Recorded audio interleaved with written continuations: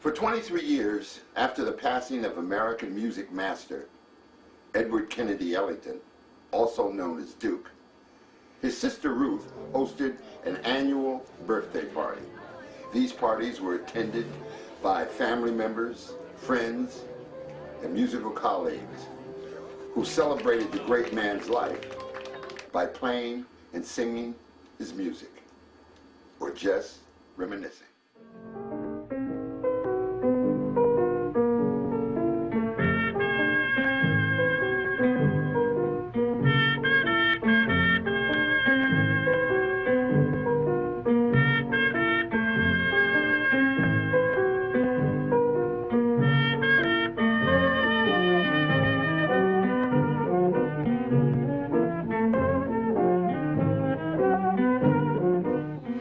Ellington's parties created an atmosphere, just very relaxed and led to good conversation. I remember that lots and lots and lots of food. People coming and going all night long. And a white grand piano and somebody playing it. Happy birthday to you. Happy birthday to you. Happy birthday.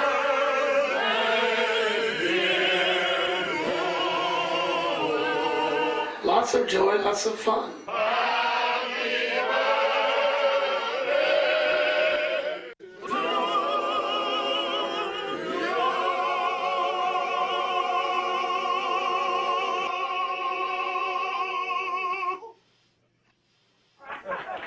Thank you very much, ladies and gentlemen, very much for such a warm welcome. You're very beautiful, very sweet, very gracious, very generous. And all the kids in the band want you to know that we do love you madly. I can remember when he celebrated his 64th birthday, which obviously was April 29th, 1963, because I was fortunate enough to present him with a cake on the stage of the Apollo Theater. And on my right was Mercer Ellington, and my left was Billy Strayhorn. I remember this is his 64th birthday, but as you know, Duke being an entertainer and a little bit wary of age, he simply said, "Ah, yes, my 46th. On Duke's 70th birthday, April 29th, 1969, it's in the East Room of the White House. What you see there is Duke at the piano with Willie the Lion Smith, and way just a bit of Milt Hinton, the bass player. And down front is Brooks Kerr, and Duke at the piano, and then me directly behind that. Duke was being entertained and given a birthday party by one of the presidents at the White House. One for President Johnson and one for President Nixon. But he was afraid that everybody would find out how old he was, and he wanted to appear younger. So he said to his PR man, cancel the party at the White House. I'll go out to California and play a gig. And everybody said, are you crazy? You can't cancel a party at the White House, a birthday party. So he had to go. President Nixon played Happy Birthday on the piano. And no matter whether he wanted it or not, the papers made a big production of it, and everybody else that they were playing his music and on the radio and so forth. So he couldn't hide it very well. And I thought it was wonderful. The whole family rejoiced.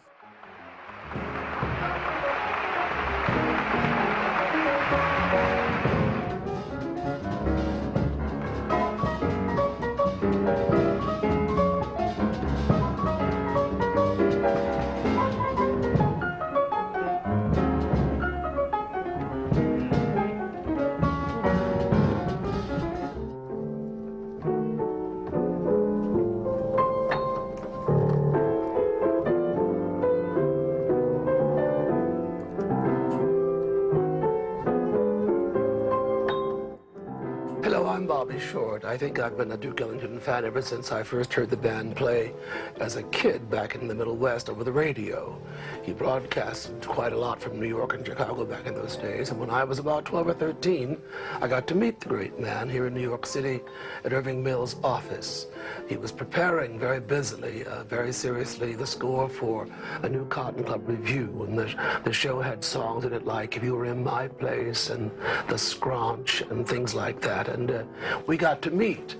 And the reading made a very lasting impression upon me for several reasons. First of all, I was meeting one of my idols, but also I was impressed with the fact that, looking back, Duke Ellington was not the least bit patronizing. I was a kid of 12, and he was the great Duke Ellington, and he treated me like an equal. How do you do? And he said, would you play for me? And I played for me, and he thanked me very much, and it was like man to man. And that's the way it was until his last days, his final days.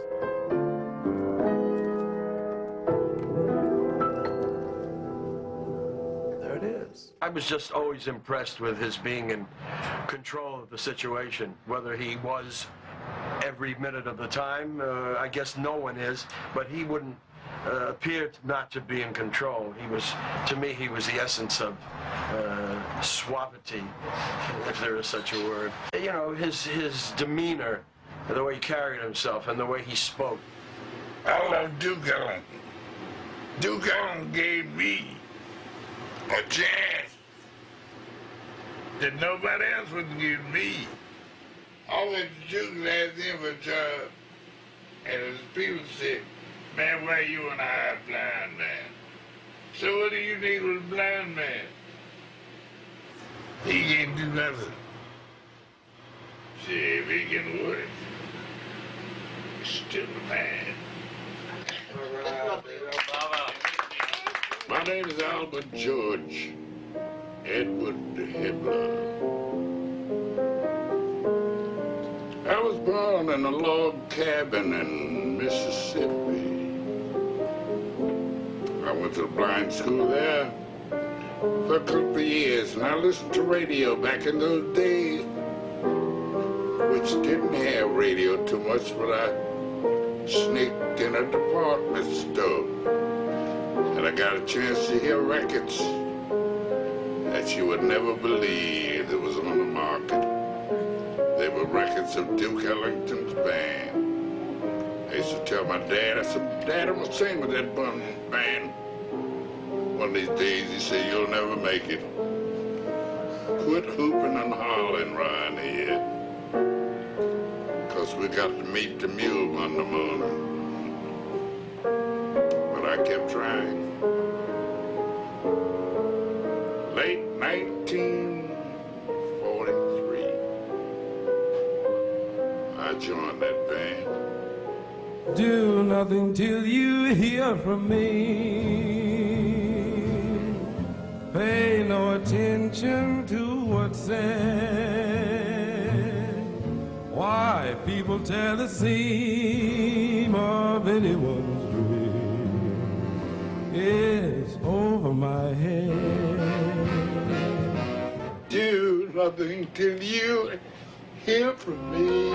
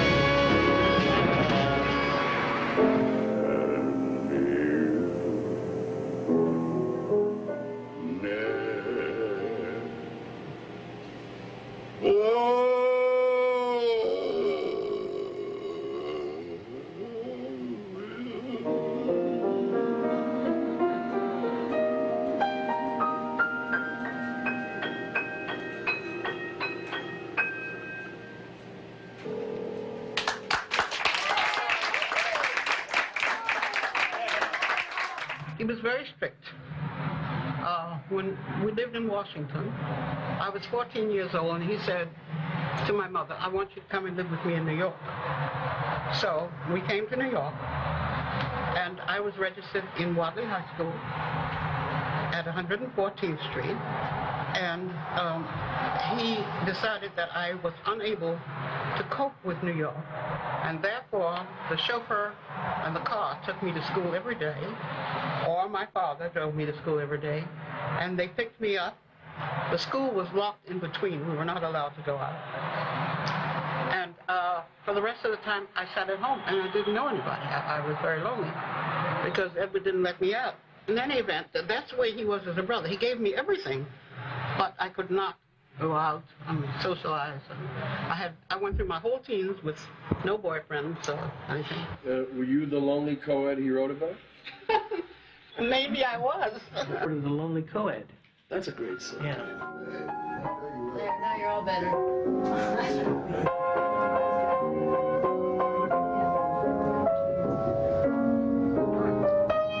They just don't seem to react. I'm just a lonely co-ed. I wear my hair In all the latest curls. I wear my clothes like all the other girls. I just don't seem to attract. I'm just a lonely.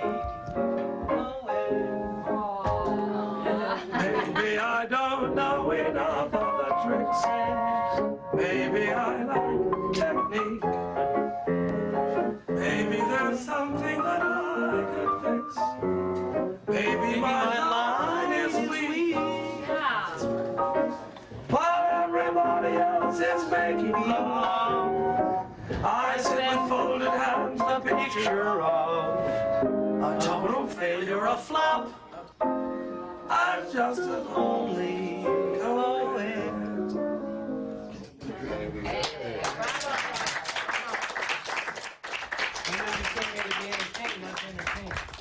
We all know of the greatness of Ellington and all the aspects of it, talked about his ability as a band leader, the way he used his people to take advantage of their unique sounds and make that the Ellington sound. We know of his composing and arranging, but I think sometimes he's overlooked as a pianist, and I think he was right up there with all the greats.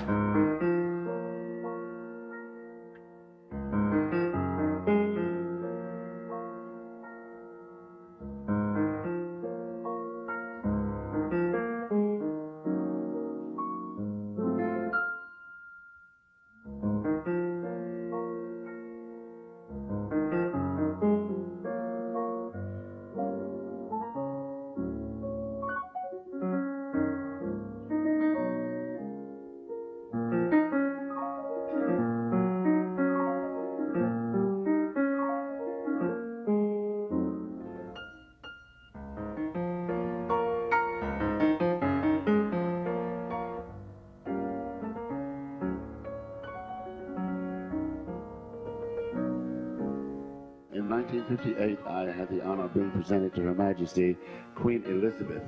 I told Her Majesty that it had been such an occasion of beauty, wonder, splendor, and majesty, and I was certain that something musical would come of it.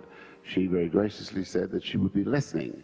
So we did a suite of 6 numbers and recorded them, but only one copy of the record was released. That, of course, is in the possession of Her Majesty.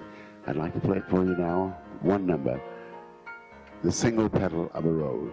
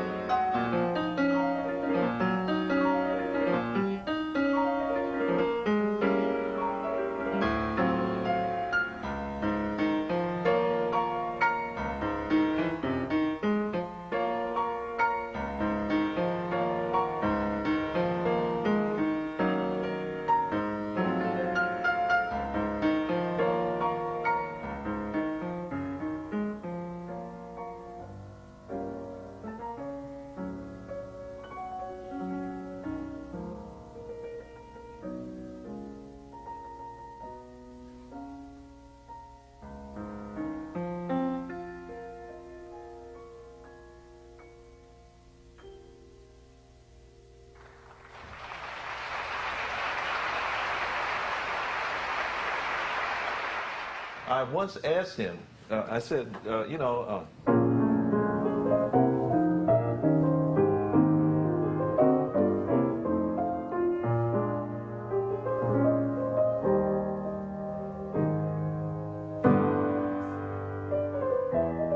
how do you get over there?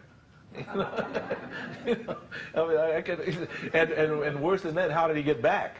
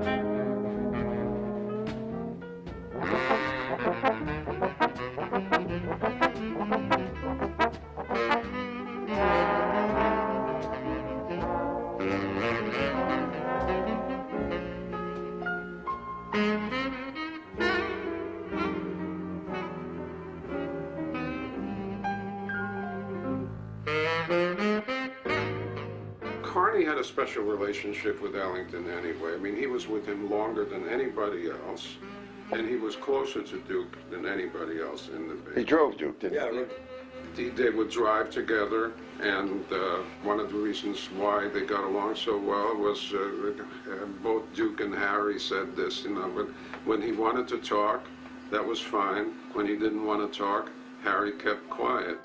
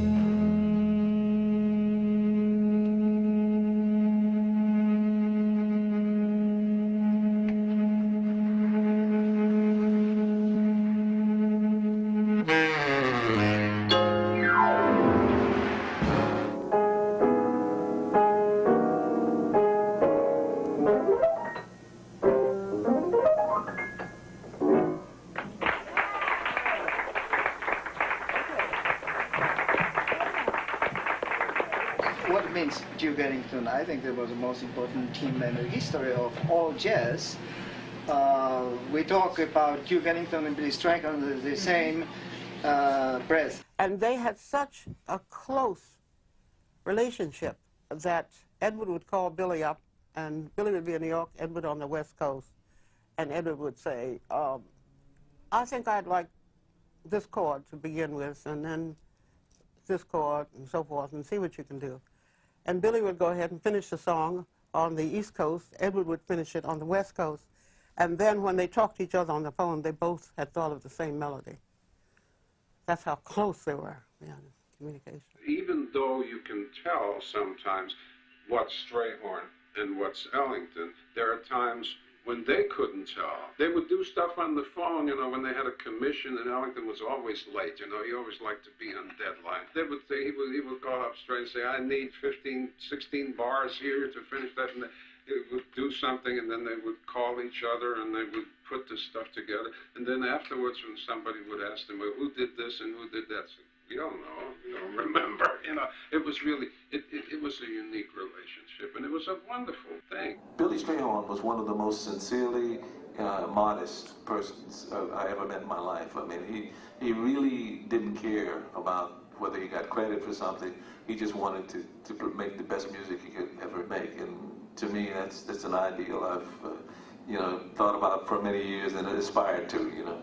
Billy Strayhorn was one of those musicians that was a permanent part of Ellingtonia because he added so much what Duke was saying musically, and he did it in a way that did not dilute his own individuality and the things that he stood. When you listen to his harmonies and you hear the things that he played on the piano, as well as the things that he presented to the orchestras harmonically, melodically, and rhythmically. You could not get any better than that. When I played at Billy Strayhorn's funeral, Ray Nance had come up and asked, you know, can I sit in? I said, sure, what are you going to play? He said, A-Train. I said, okay. He wanted to play it very slowly. He played it like a ballad, and he played it beautifully. And so I've been playing it like that ever since.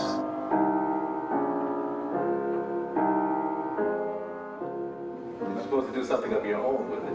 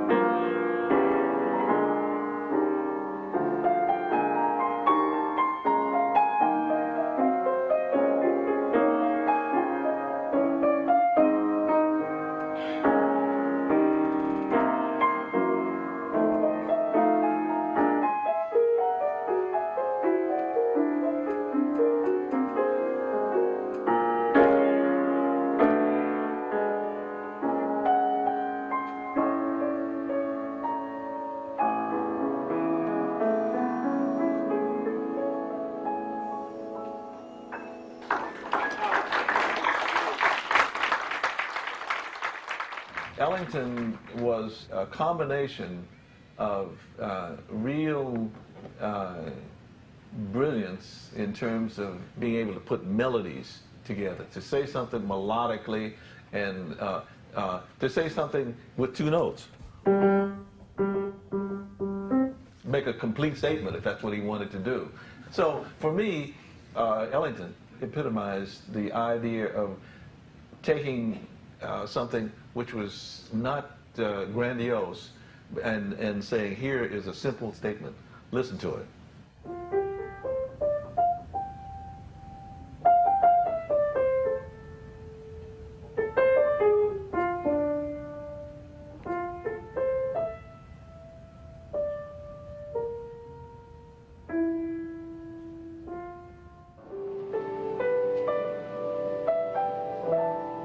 I heard his music, Duke Ellington music, first. I was 18 years old, and I heard it in the band, and I was so surprised because his music is so gorgeous to me, and a lot of Japanese love his music. In a sentimental mood, I can see the stars come through my room while your loving attitude is like a flame that lights the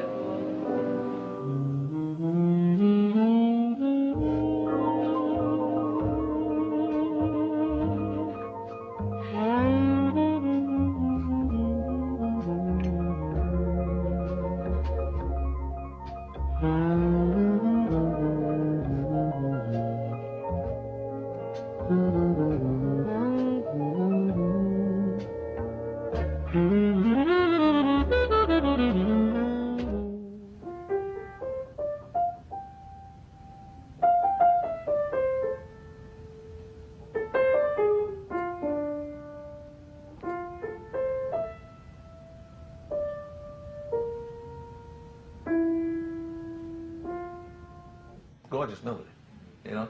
He was very imaginative, and he really took the materials that he created and that other members of his band created and really did marvelous things with them. Yes, he did most of his work at night. That's where he came up with most of his ideas, was during the nighttime, when you know, everything was calm and he was to himself. He'd come up with all his ideas. He also was a daytime person as far as arranging and composing was concerned. He worked all the time, constantly.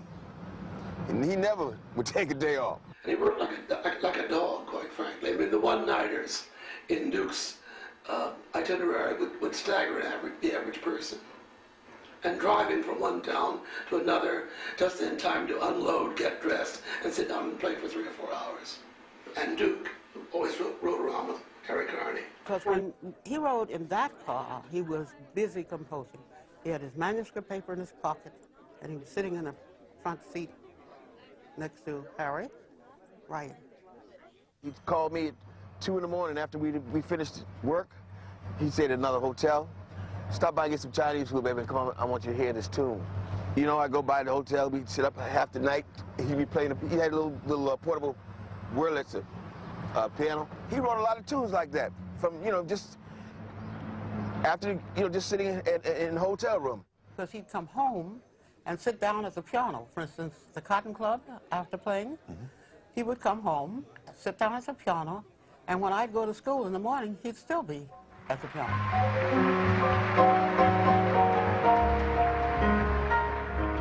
Duke traveled the world.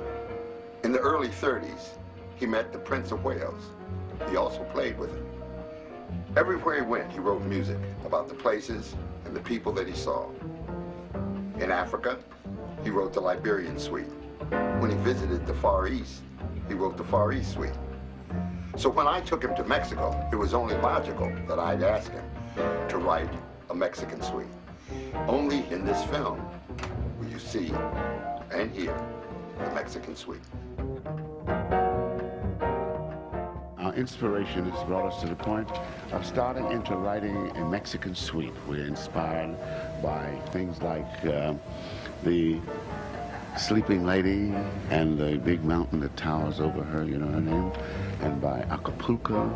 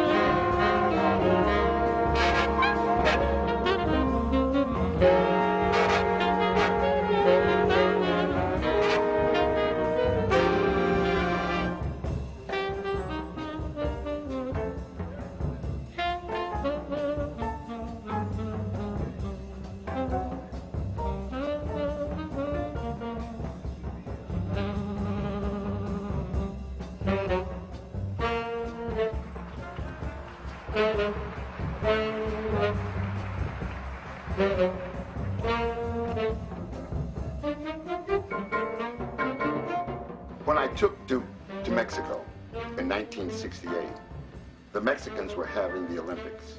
And they wanted to go back to the Grecian form, which was not just athletic Olympics, but all kinds of Olympics. And the United States portion of the Cultural Olympics was Van Cliburn and Duke Ellington.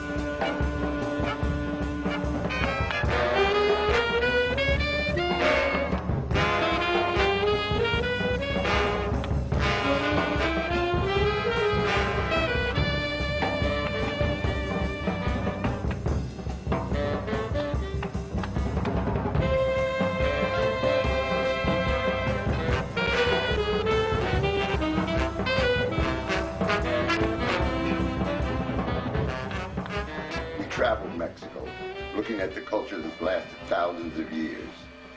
The pyramids, the people, from Aztecs to Spaniards to Africans, all who came to this beautiful country.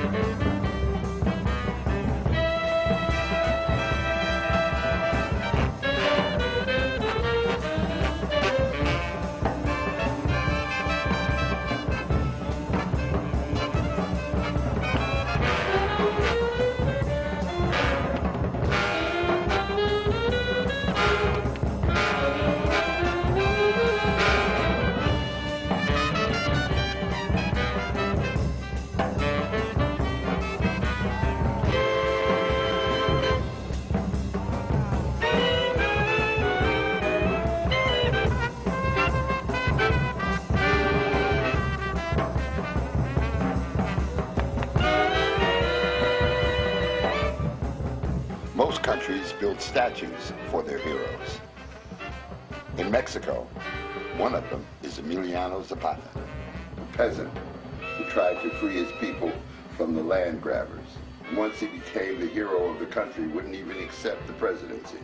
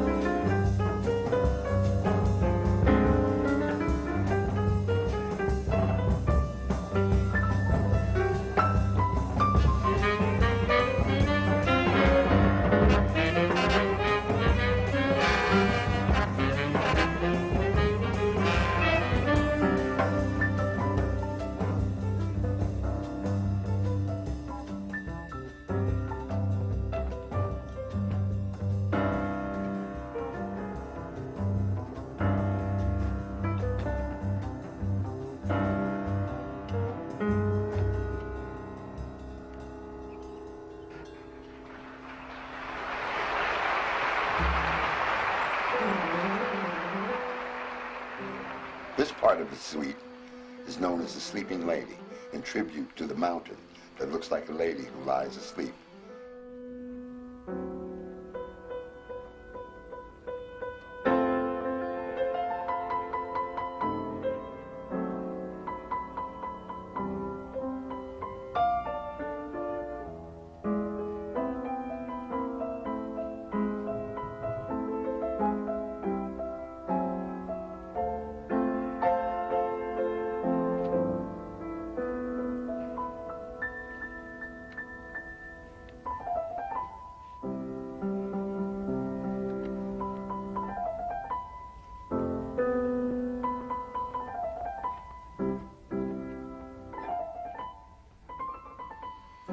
As we traveled through this ancient, beautiful country, we saw reenactments of ceremonies that were held on the pyramids thousands of years ago.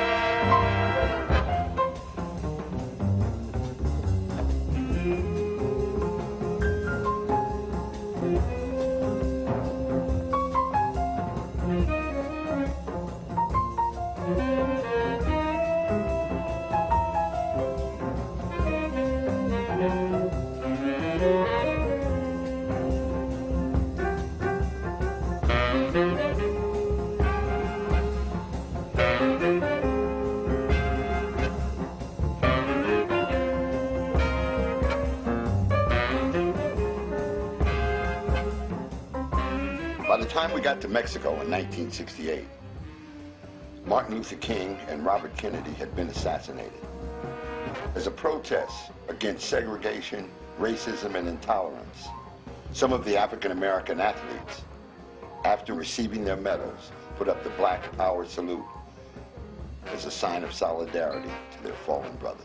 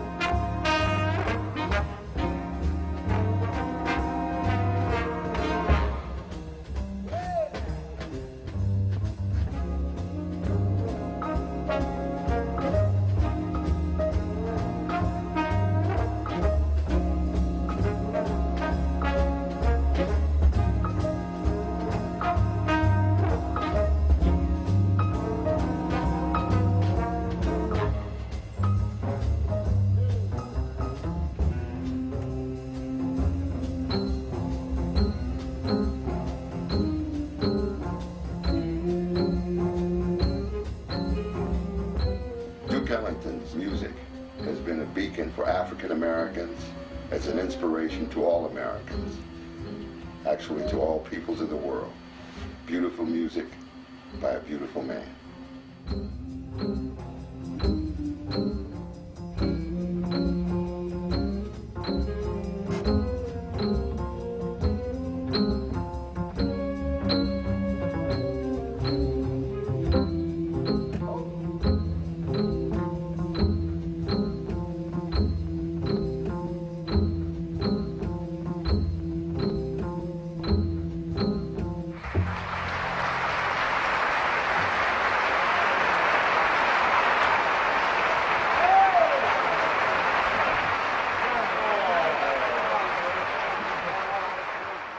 This is a portrait of our mother, Daisy Kennedy Ellington. And here is a photograph of her. And this is her father, James Kennedy, who was born a slave. And he was released, before Lincoln released the slaves, by his father, who was the Irish slaveholder, was his real father. He felt that he was too busy writing music and he couldn't be bothered with other people's prejudices, because we were brought up by parents who did not acknowledge that. And it's very interesting because we were brought up in Washington, which was a segregated town, segregated schools, everything segregated. I remember when Edward, my mother told me when he was a little boy, she said to him, "You are blessed." That meant he could do anything he wanted to. And he didn't realize he was living in a Jim Crow town.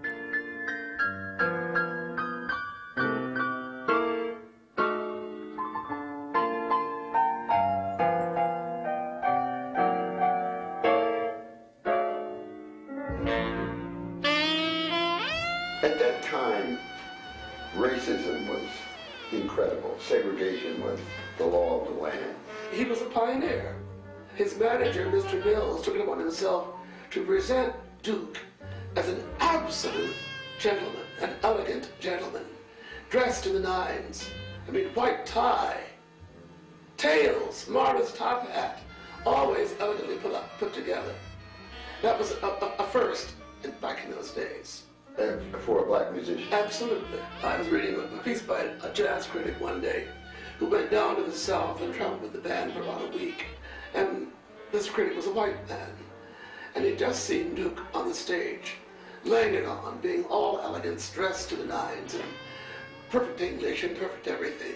And he got into the car with Harry to go to the next town, and his language was just beyond disgusting. He took it all out. The anger of segregation. Foul language. His anger he had to keep inside him. One had to in those days.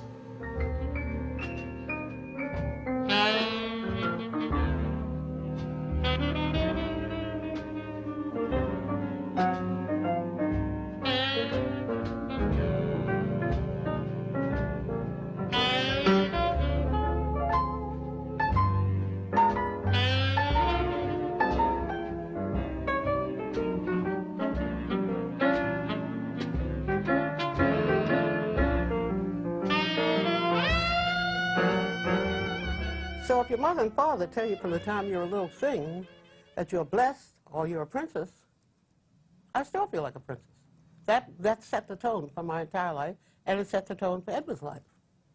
I remember that once he played in Harlem at a church, and the black press came in and said, "Mr. Ellington, why is it that you don't make a statement about the beauty of black people and, you know, the black movement?" And he said, "I wrote Black Beauty in 1928. So the press said, "Yes, sir, Mr. Ellington," and that was the end of that conference. I'm sure there were certain things that he could not change. I can recall when Duke took the whole band down south.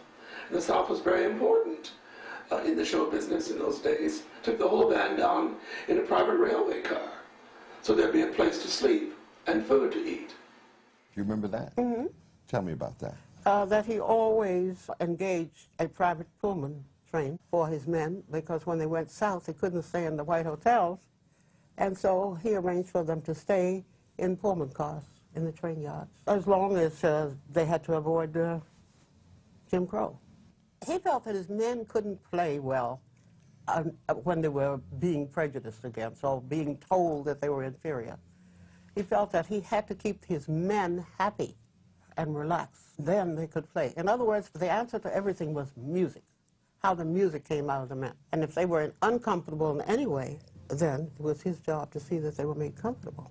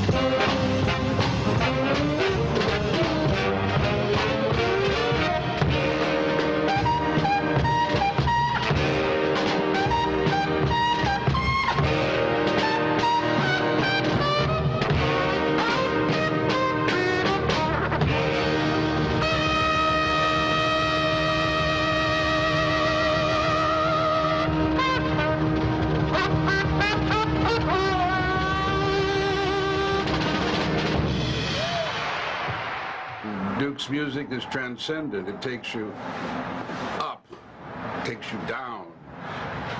It's not just something that you can hold in your hand. It picks you up and takes you where it's going.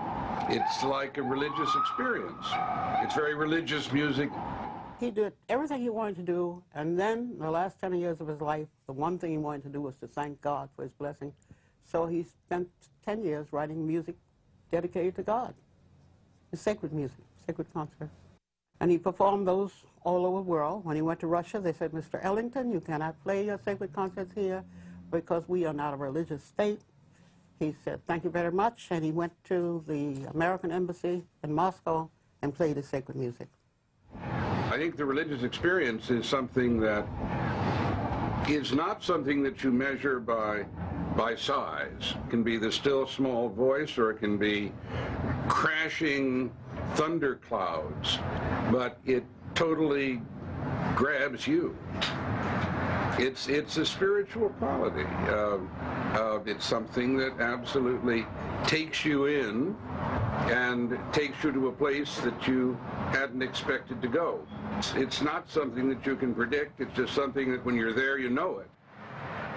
All of his music has a depth about it. To me, it is sacred. I don't distinguish between sacred and secular music. There is music that touches the soul, and to me, all of his music has a great depth and penetration about it. He was a man of prayer and a man of humility who felt the all in his presence, could see the all which he felt in the presence of his God.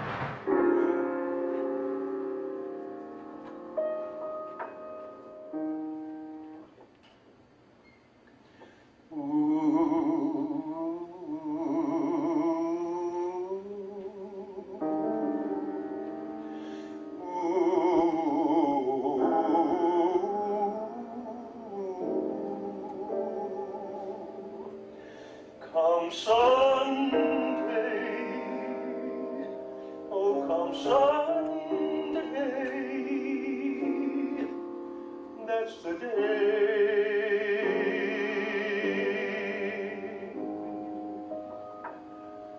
Lord, dear Lord, above, Almighty God of love, please look down and see my people through.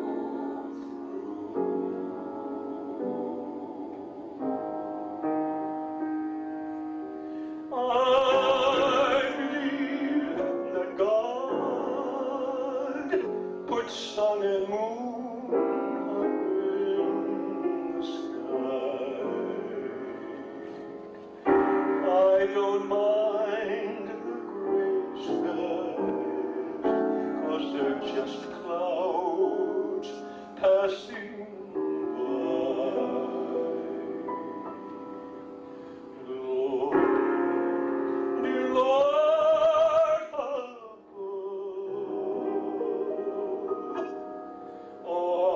Almighty God of love,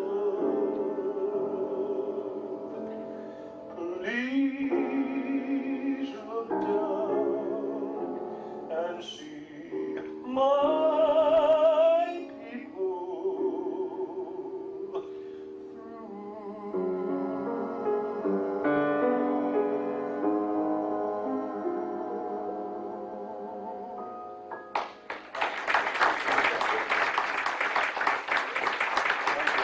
Thank you very much. I'm the one, I think the only one in the room, who had never actually knew Duke alive. But I've known Duke in 3 different ways. One is through his family. That's a very powerful introduction. And secondly, I've known Duke through literally hundreds of people who knew Duke. And thirdly, And in a way, the most important of all, I know the music. Because all of these people who've known Duke will die, but the music won't. I grew up with Mood Indigo. I think it's wonderful.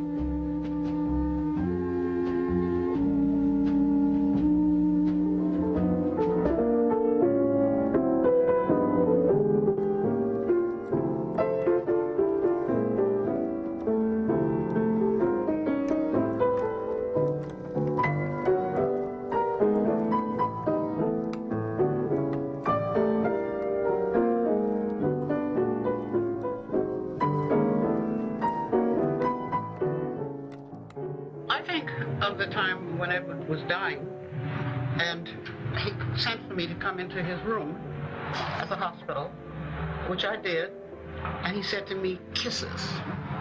And I said, He said, "More kisses." And he wore a cross that I had given him around his neck all the time. And he sat up and pointed out the window to heaven and smiled. That was it. At the very end, when the casket was being carried out, and then Mood Indigo suddenly engulfed the cathedral, when everyone was sort of laughing and crying at the same time. Transported. That's what it was.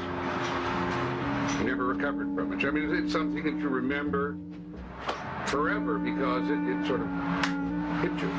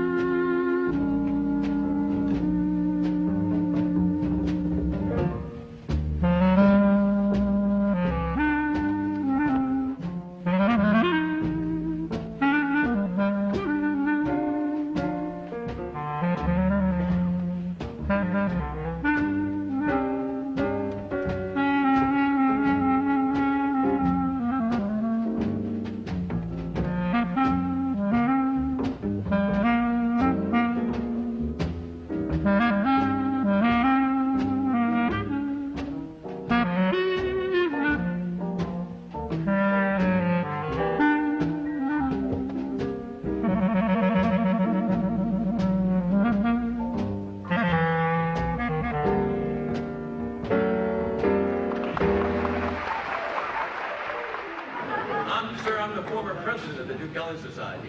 Congratulations. I'm responsible for the naming of Duke Ellington Boulevard, West 106th Street. I'll give you a hand for that.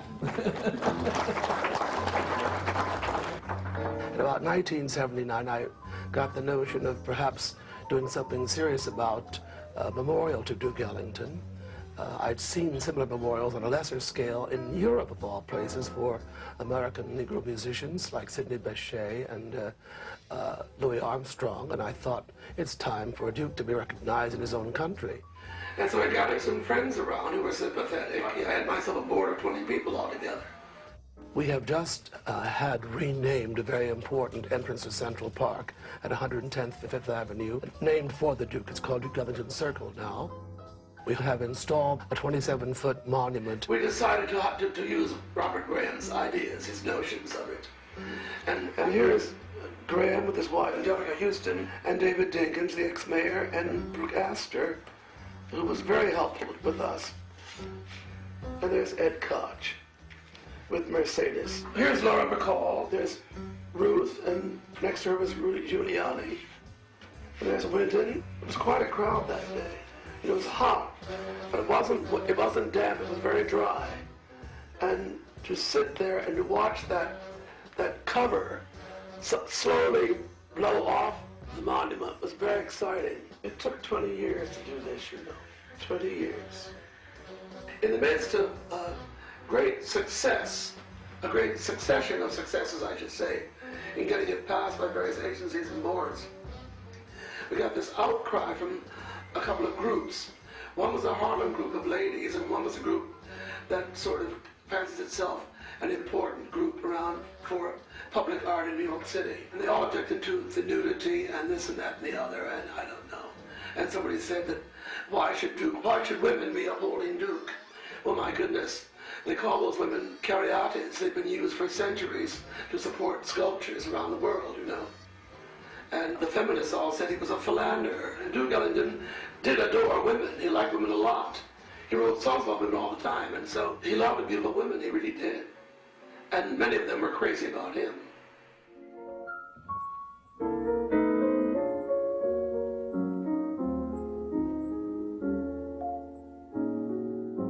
Well, to me, he was perfect. He had only one weakness, the ladies.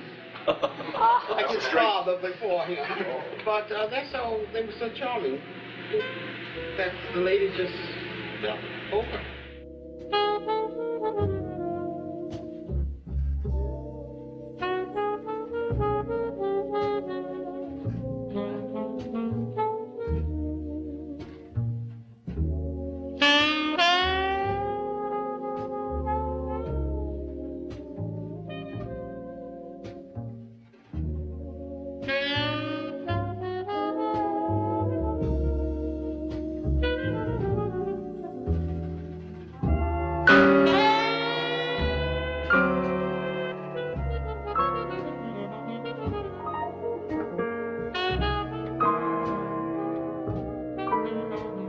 His mother was the true love of his life. And she knew her son. The entire time, she knew that he had lots of ladies who loved him very much, and she wanted him to have one lady, and that's it, according to the dear old Southern tradition. So it was my job to protect him from the ladies. So I have to ship ladies here and there, here and there.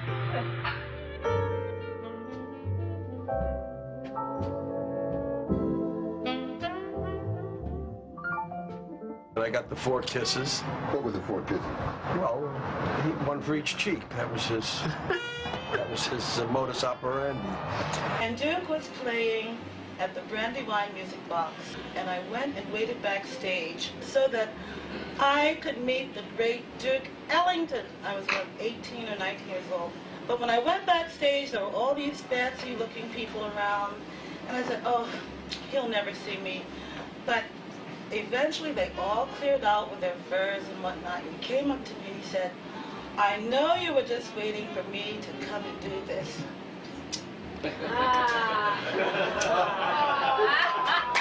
he said, one for each cheek. And I said, I didn't know I had 2 cheeks here and 2 cheeks here. I didn't know what he was talking about. I found out later.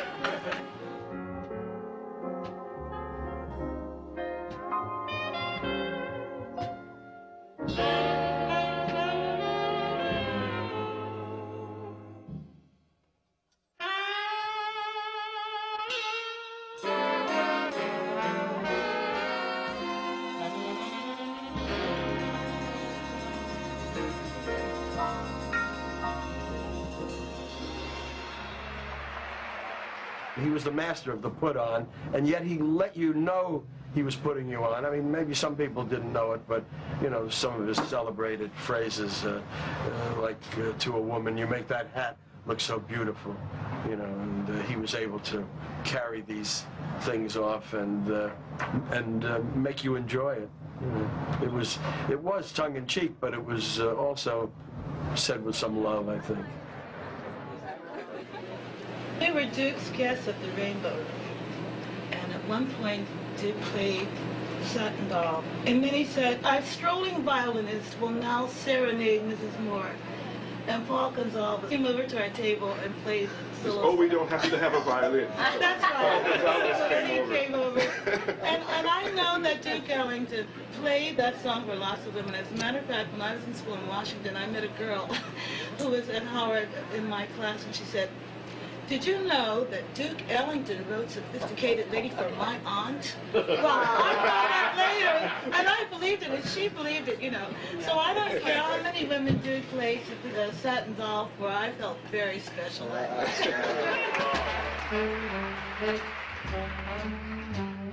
Satin Doll again. We'll use it now for the purpose of getting back around to this finger snapping bit. And you, ladies and gentlemen, are all cordially invited to join the finger snapping. Crazy. I see I don't have to tell you, one never snaps one's fingers on the beat. It's considered aggressive. Don't push it, just let it fall. Crazy.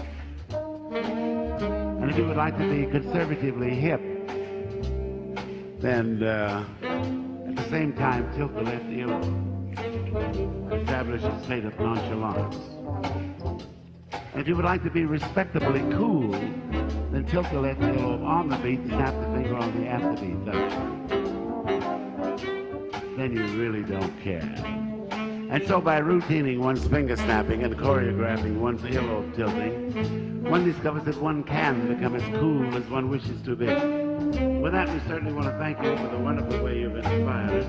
Remind you that you are very beautiful, very sweet, very gracious, very generous, and we do love you madly. I kind of discovered Duke on my own, and it was a revelation. He was a pioneer. Ich liebe dich, wahnsinnig. Duke is like the whole history of jazz. Sagapo Trela, Anatao Aisuru. Duke's music is transcendent.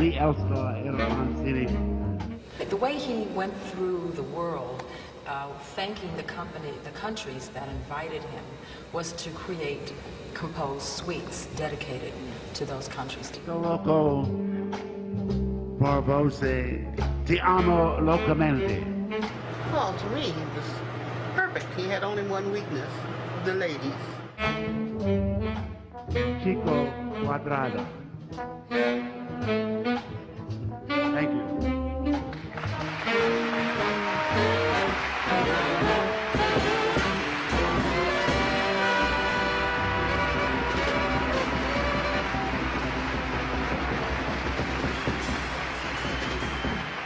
Beautiful music by a beautiful man. Ladies and gentlemen, you're so wonderful. We just hate to, some blues? Yeah, a little blues.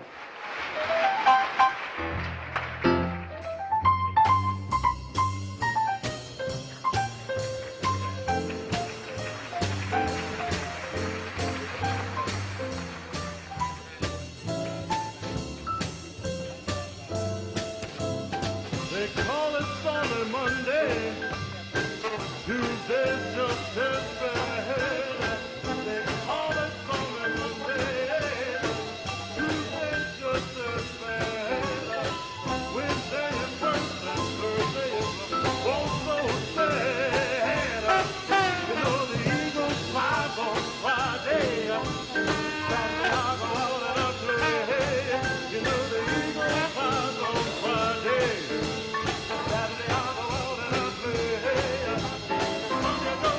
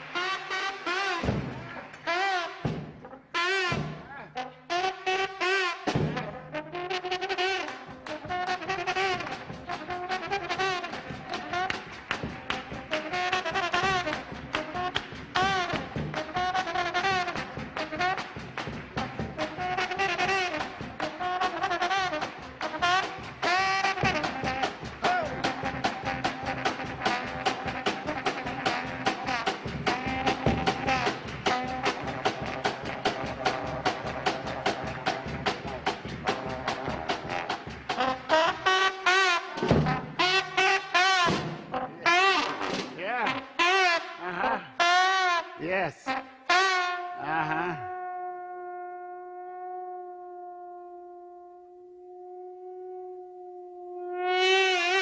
Watch your language.